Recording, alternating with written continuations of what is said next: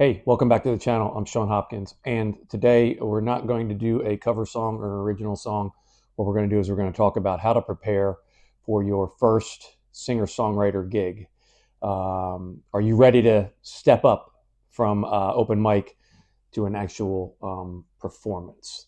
So I'm going to talk about some of the tips that I would suggest if you're trying to get ready to make that leap. An open mic is a great way for a singer-songwriter to go ahead and kind of get started, um, get over the jitters of playing in front of a crowd, something like that. But normally you're going to get 3 or 4 songs, 10 minutes, 12 minutes, maybe 15 minutes tops. Kind of easy to prepare for. It's good to kind of cut your teeth on that kind of stuff and get out in front of it. But in the end, once you get comfortable doing that over and over again, you're going to sit there and think to yourself, boy, what I'd really like to do is I'd like to actually get my own gig. I'd like to actually play on a Friday or Saturday night, and I'd like to be able to potentially get paid to do it, or have tips go around, tip jar go around, so I could get paid to do it. And you're going to want to try and branch out a little bit, take your performing to the next level. And in a club performance, which differs from a open mic performance, you at a minimum you're going to wind up having to do an hour set. And if you think about an hour set, that means you have to have 15 songs. Some places, some clubs, some bars will say 6 to 8, 8 to 10, whatever the time slot is, 7 to 10. And you may have to cover 2 or 3 hours. Now you can do that a couple different ways. You can bring in another singer-songwriter and split it up, or you could tackle the whole thing on your own. If you're going to do two sets, 2 hours, you need to do two 50-minute sets with a 10-minute break in between. That's probably going to be 30 songs. If you're going to do a whole 3 hours, then you're going to have to do three 50-minute sets. That's probably going to require somewhere in the vicinity of 45 songs. So you can do all originals, or you can do originals and covers. A mixture of the two is probably best. People hear songs that they're familiar with, and at the same time, they get to hear songs that you've done on your own. But as far as the performance is concerned, if you're going in and you're actually going to be playing in a club or a bar, I highly recommend that you think in advance about how you're going to ultimately engage the audience. You want to introduce your songs. What's the story behind the song? What was the reason for writing it? Was it that you fell in love? Was it that there was love lost? Something that you're frustrated with, or talking about companionship, or summarizing some sort of a journey. What was the reason for the song? Reach out to the audience, let them know the background behind the song, so then when you ultimately start to play it, they feel like they're a little bit more invested in what it is that you're actually kind of talking about, or what you're singing about. As far as equipment is concerned, when you go to an open mic, you normally have a host there. The host has come in, he's brought in a PA system, potentially with floor monitors, not with floor monitors. So you're going to show up, there's going to be a microphone, there's going to be a 1/4-inch jack, which you're going to be able to plug right into the back of your guitar, and you're going to be off and running. When you ultimately play out on your own, you are essentially mostly on your own. A lot of times you may show up, there's bartenders that are working, wait staff that are working. You got to kind of find your way to the board, figure out how everything kind of gets started, and get yourself ready to go. Now, depending on what kind of a guitar you have, you may have a guitar with a passive piezo pickup in it, so no sound or volume controls in here. I can tell you based on experience that in all likelihood, that's not going to provide enough power to the room board. You're probably in all likelihood going to need a direct interface, a DI as it's called, and I'll get into that in a little bit. But you're probably going to need a DI to kind of help boost the signal, so that there's enough going to the board that they can actually bring you up. If you do have volume and tone controls in there, then you probably have some level of amplification, either through a battery or something of that nature, and you might not need the DI.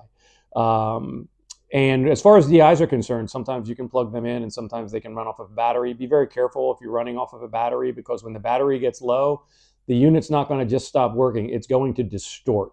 And so you need to think about that in advance. Either have fresh batteries or bring a plug where you can kind of plug it into a surge protector or strip bar somewhere in the vicinity of the stage area. Now, another thing I wanted to talk to you about mixing boards in clubs. A lot of times we're used to using just the 1/4-inch jack, which would go into the back of your guitar and that gets plugged in somewhere, potentially to a mixing board. Most what I have found is that in most clubs, most mixing boards use XLR jacks, and you might not necessarily think to bring a XLR interface to your gig. So you want to be prepared for all contingencies. So I would say that bring quarter-inch jacks, bring XLR cables, yeah, anything you need. As far as sound check is concerned, again, I would suggest bringing a friend. You're probably in all likelihood going to be pretty much on your own in a small club or bar. You're just going to have to come in, set up, and what you really want to do is you want to make sure that the guitar and the vocals are in balance with each other. And you're not going to be able to tell that from the stage. You're going to have somebody in the audience hear that, and you're also going to want to get a general sense of what the guitar ultimately sounds like as far as the tone is concerned. And you may have some opportunities to modify that based on a DI should you ultimately bring it, or the volume or tone control in the sound hole, ultimately if you have them. As far as being prepared for all contingencies, as I mentioned, I would highly recommend bringing at least 2 capos with you, bring multiple tuners with you, have an extra pack of guitar strings with you, bring extra batteries with you. You're going to want to be prepared for everything. If something's not working, you want to say, I'm ready for that. And that's going to make the stress of getting ready to get set up and comfortable and through sound check a lot easier. If something crops up, I'm covered. I've got ultimately what I need. And you might want to also take advantage of the opportunity to have a handout or something, whether it be an 8.5 by 11 or a business card or something. Handouts that have a little bit of information about you. If you've released any singles or solo albums, if they're available on any of the streamers, you want people to know where to go find your music. You might want to put a little background out there about yourself.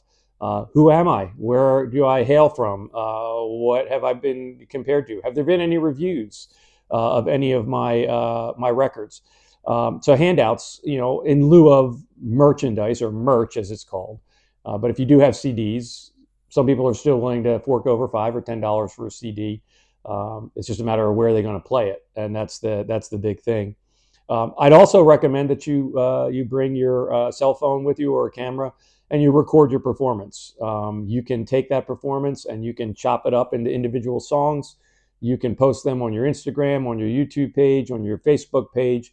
You can use it for social media. It also gives you a reference point to go ahead and back and look at your performance and see ultimately how you did.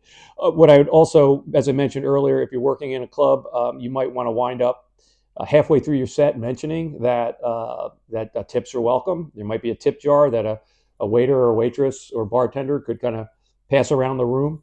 And I always like to do it midway through the set, just kind of make a mild reference to the fact that tips are welcome. And then maybe with about 2 songs to go, kind of reiterate that, and they may pass the tip jar around one more time. And then obviously clubs are going to bring you out because they want you to bring people out. They want people that are going to come out, that they're going to eat, that are going to drink, and are going to listen to some music. So get your friends, get your family, get your colleagues, get them to come out to the show. Make sure you practice your set before you go a couple of times. Practice those segues where you're introducing the songs and talking about the background and why it was ultimately written. But more importantly, just have fun. And to talk a little bit more about what I do, as I mentioned before, I usually bring a little backpack with me, and in there I've got my LR Bags session DI. And what you'll notice about this DI is that it has 1/4 inch in jack right here on the right, 1/4 inch in.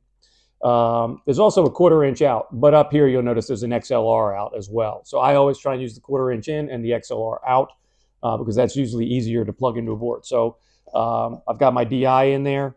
As I mentioned, I've always got a bunch of 1/4 inch cables, which, kind of look like that, obviously. But then I also make sure that I bring at least one XLR cable, which can plug into my session DI here, my interface. So I always make sure that I bring that. And just in case, in the front, I've always got, this is my power cord for my DI. This is where I keep my extra capos. I always bring an extra pack of strings. everyone one-stop shopping. And in the event that anybody would want to buy a CD, I always make sure I throw some merch in there. So that's my advice on how you would ultimately prepare to professionally approach your first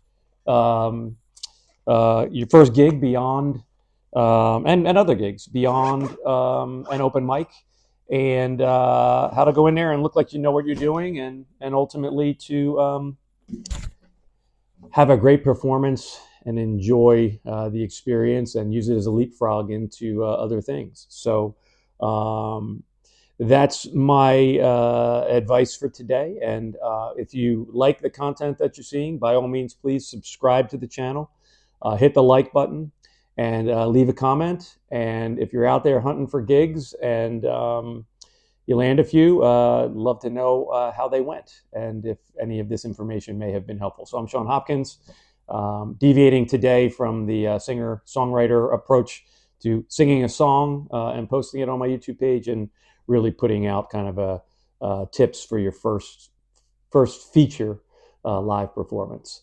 So thanks for watching.